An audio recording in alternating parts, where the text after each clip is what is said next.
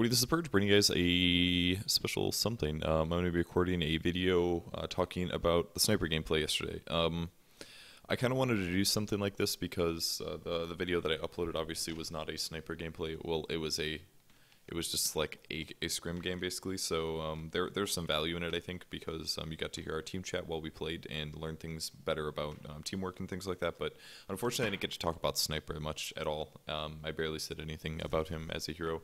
And there's actually a lot of little nuances that I wanted to explain that I think you guys could benefit from because I don't plan to play Sniper very often because he is a pretty easily countered hero. So I just wanted to hop back into the replay, and I can talk about a couple of things over the course of the various points of this game that I wanted to look at. So that's what I'm going to do now, and I hope that you guys are into this. Let me know in the comments whether or not you like this, but I'll just speed this up here. Actually, we'll just jump a whole crap load until through the picking stage and take a look at a couple things.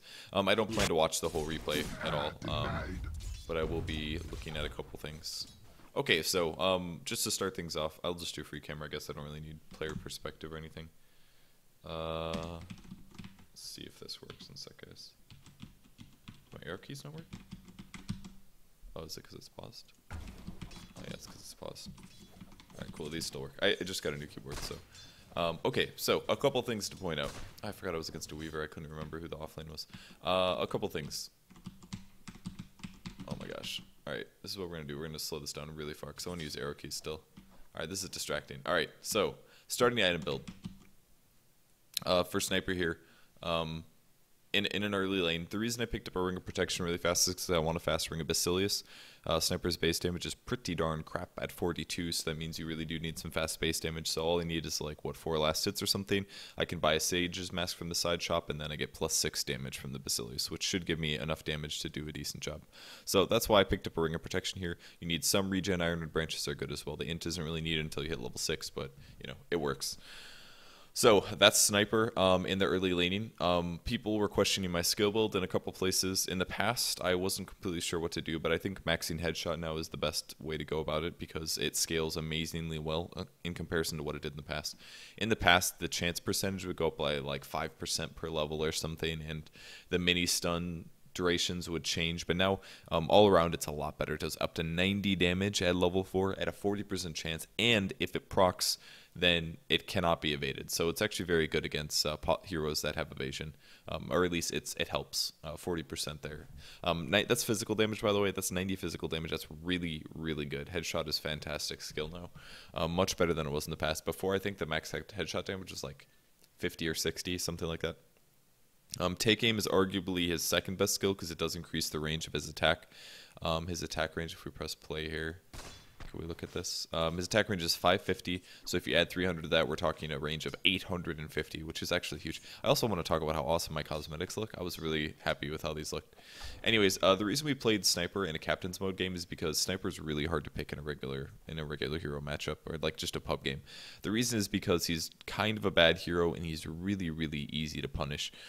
He has pretty low movement speed, his armor is low, but more importantly, his HP isn't good. So if we jump forward, let's just hop forward to a random part in the game. We'll see how far in we get. All right, we're 32 minutes in. Let's look how much HP I have. I have 900 HP. That is absolutely crap for 20 minutes into the game. Without something like a Shadow Blade, Sniper is the easiest hero in the game to kill. It is like ridiculous. He is not hard at all to kill. Like right here, I got ganked by the, let's back up 10 seconds here. I love this little button. Alright, so I've been farming for most of the game. I think I just got a Yasha. Here comes a PL. He's going to nuke me. I believe he has Diffusal Blade at this point. If I didn't have a Shadow Blade and if he had a Dust, or if he just had a Dust alone, I would be dead. Guaranteed.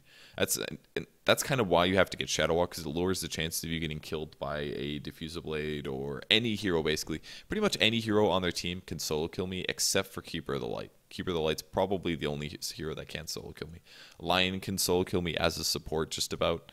Weaver maybe could if he wasn't moderately behind. His items are not very fantastic, though he does have 3 kills, but it's really hard as a sniper to stay alive, and that's kind of why you have to get a Shadow Blade. In the past, I would have said Shadow Blade is kind of shitty anyways, but the stats and its costs are really good now. 30 damage, 30 attack speed, all around pretty good. I grab a Yasha because building a Manta helps you siege towers as well as evade things. You can get out of dust with it, for example. Not something I focused on this game, but you can avoid dust with a Manta style, and that's another thing that's really nice about it. But I really do think Shadowblade is arguably needed. You can rush Manta and go into other item builds if you want, but it just gives you such an, like, the amount of time that you can just get absolutely crushed is very, very high. People can dive you under towers and things like that. And that's honestly usually why I don't play Sniper. It's because he's very, very easy to punish by anybody that's respectably good. If they just get any kind of a diving hero, man, it is just so simple and so easy to get killed by it. By pretty much anything. The Shadowblade allowed me to counter push, as you guys saw over the course of this part of the game. I started doing some counter pushing. If I just speed this up a lot and I watch my perspective. Alright, I'm actually pushing mid right now, but it basically allows me to go places. Like, I can go top and lane against the PL without threat of solo dying, basically. And I can sit here and I can actually push up. And basically, after the river part would be really dangerous. At all points in time. Like, going past this point is really, really scary. So the Shadowblade allows me to do that. That was where we almost killed the PL just now. It's like I have a machine gun. Like, pressuring this tower as I'm about to do here, like, doing this without Shadowblade, I would have died there as well, 100%. So that's kind of why you pick up the Shadowblade on the Sniper, because it allows you to leave your base and leave areas that normally wouldn't be as safe as they would be in previous times. So I also went for phase boots over regular boots. The reason I picked up phase boots over regular boots is because you kind of want the positioning. Like I said, Sniper is pretty darn squishy. If we skip back to the early part of the game, and we're looking at last hitting power, it's kind of the same as why I picked up the Ring of Basilius. It's because I want extra base damage. This is a little too early here. We can boost up a bit here. But the phase boots not only let you last hit very well, they help you position in lane, and especially when you're against a long lane solo, phase boots help you a lot. They help you a ton. At this point, Weaver has lower movement speed than me because he's farming less, which means I will have boots before him. And if all things go well, I'll pick up phase boots as well pretty fast. And once I have phase boots, then bam, then I have a lot more damage than him. He's got very, very low armor. If I proc headshots, it's a really big advantage. I actually don't want this to be, I'll just do like 2 times speed or something like this. But usually I just kind of want to ping hits on him. I could be doing this even better if I had phase, but putting hits on him like this is just really, really beneficial towards my cause. Headshot will help with that as well, but largely, or I'm sorry, take aim will help that with that as well, but largely I think headshot is the best thing that we can have in this situation. So, but I will get phase boots shortly if we just speed this up a lot. I'm sure I'll get there eventually. If I could hit last hits, doesn't look like I am. Radiant's middle tower is under attack. Yay, money. Alright, so I've got phase boots now. I hit for an extra 24 damage. I have insane movement speed compared to what the Weaver's working with. Even when he uses Sakuchi, he's not even using that much of an advantage. But basically, if I want to actually harass, I can get in position at all times. I actually phase towards him because I was worried about covering him, but you really do have to cover your allies. That's another really nice thing about Sniper actually versus Weaver is that I actually have a range advantage, and usually Weaver can trade hits really, really easy with people. He probably could have tried to kill me there, and if I was him, I maybe would have. I think I made a mistake there, but you never really know. Dire's middle tower is under And every attack. time he uses Sakuchi, I can just phase and run away, basically, because I am really worried about him actually being able to just do damage. And right here, for example, look at these extra hits that I get to use just by having phase boots. And then I got the solo kill. Partially because of phase boots, the movement speed and all that stuff. You get closer to him. But this is really a good matchup, honestly. Weaver's kind of a squishy hero. His range isn't the best, and phase boots really helps me leverage that. So I was pretty happy being against a Weaver. Somebody like a lone druid would really suck, I think, or at least would be annoying. Maybe a lone druid wouldn't be too bad, but if he ever got decent items at all, it would be kind of a pain in the butt to fight against him. Under attack.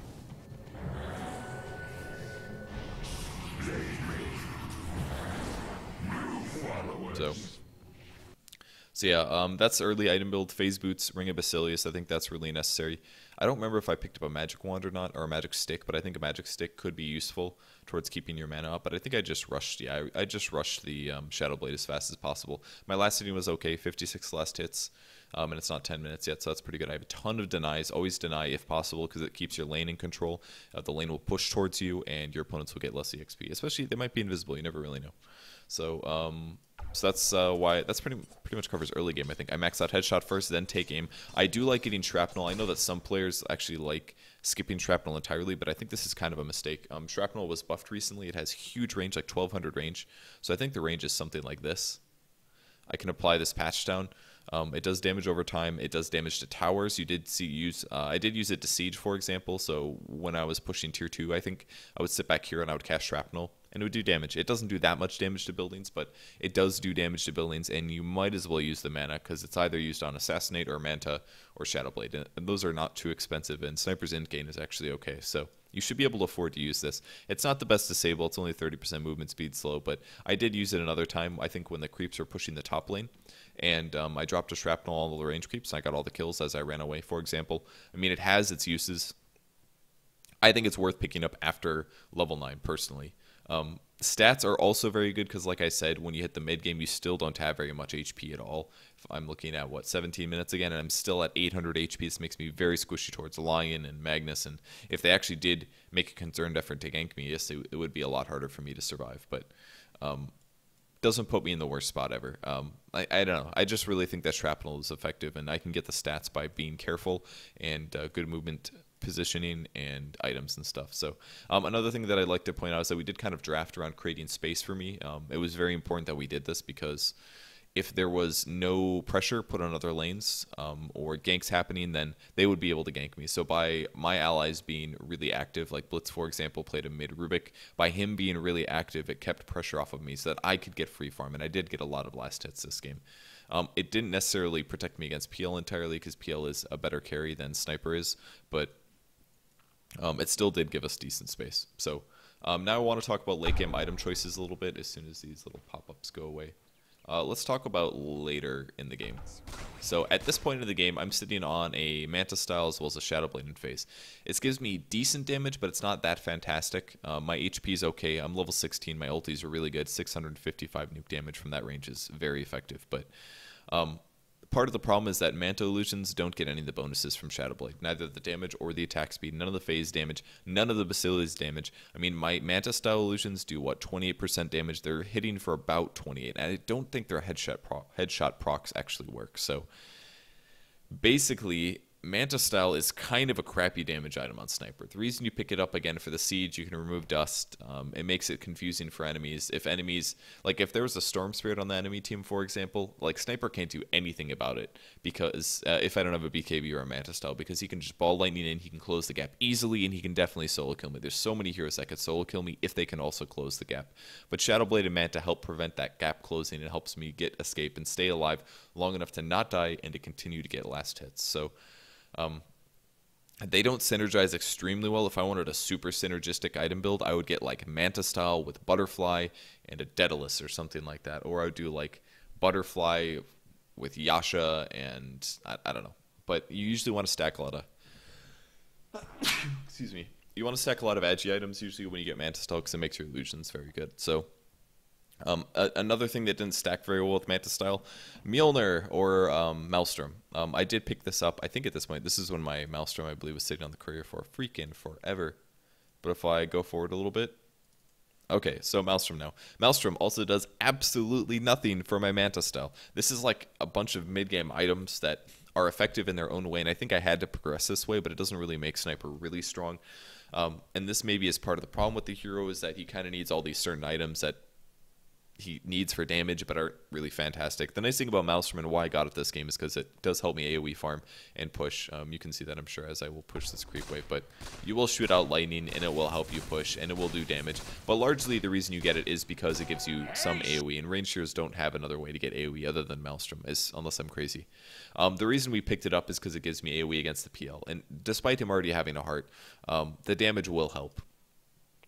120 magic damage that's going to bounce around. It will AoE down his illusions, and that's why we picked it up, so that I don't, if I ever fight PL in a team fight, I don't have to worry about, I don't have to rely on my allies completely to pick off the PL. So this is why I picked up the Maelstrom. I didn't want to make a Mjolnir because I didn't want to go all in on expensive lightning jumps, but just picking up the Maelstrom alone will increase my farming by a little bit, and most importantly, help deal with the PL illusions. Again, it makes my Manta illusions pretty darn shitty all around, but whatever. If I wasn't against a PL, if I was against a regular carry that didn't have these, like the annoyingness that is PL, then I would have skipped the Maelstrom and I probably would have gone straight into Butterfly at this point. And then late game I did end up picking up a Butterfly. Eagle Song first. I sat on the Eagle Song for a long time because it took a while to pick up the Butterfly.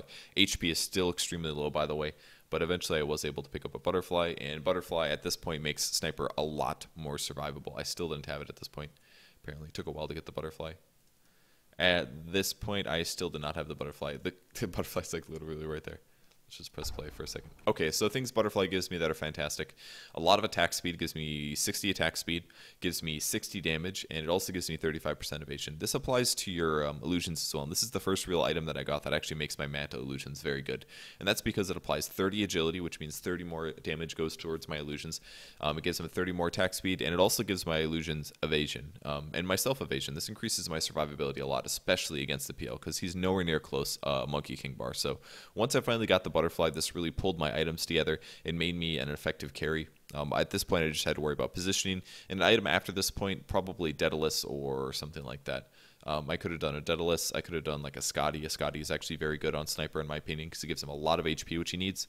And the slow is great for utility. It's really hard for people to get away if you have a headshot as well as a Scotty. So that's basically the explanation of all my item builds and skill builds. Get ulti whenever possible, of course. I talked about why I think Shrapnel is still pretty good despite your HP being lower than it would be otherwise. And I think that's about it for the Sniper game. So I hope you guys enjoyed this. I wish I would have been able to talk more about this during the game, but the game was very close. And of course, I was on Skype with everybody. So I don't know if I'll do these that often, but I really felt like I needed to talk about Sniper because I'm expecting to not play him almost ever. And he's a hero that is very popular at low skill levels, but he's very difficult to play at high skill levels. It really depends on what enemies they have. If they had like a Storm Spirit or an anti-mage or a lot of really mobile enemy heroes, then Sniper becomes kind of a problem. A PA is another good example. Phantom Assassin can kill Sniper very easily. There's a lot of heroes that could have easily killed me, and you have to only pick him when your opponents don't have as much mobility and preferably less stuns. Lion is a scary hero, for example, but preferably your allies have you have a good draft around your opponents not having diving heroes. Otherwise, it's very easy to get behind and to end up feeding despite playing the hero okay. You have to play him really, really safe. So that's it for the Sniper game. Thanks everyone for watching. I'm going to a LAN this weekend, so I don't know if I'll be able to make videos every day, but I will hopefully be able to. I'm going to play some Dota right now. I won't stream it, but hopefully I'll get some good pubs played, and then I can commentate those later and give you guys some more cool Dota knowledge. So thanks everyone for tuning in. Go follow me on Facebook or Twitter at Purge Gamers, and thanks everyone for watching. See you guys later. Bye.